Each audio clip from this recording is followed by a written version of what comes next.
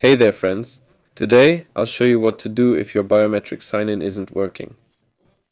Fingerprint sign-in, yeah, Windows Hello on Windows.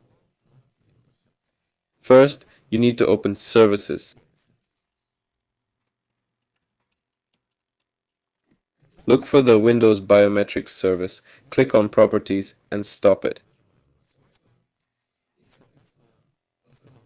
Hit Stop. Then choose Automatic, check this box, and hit Apply. Next, go to your C drive, then Windows.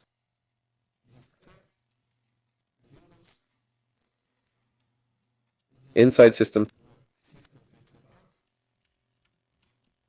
find WinBio database and delete this file, then click Continue.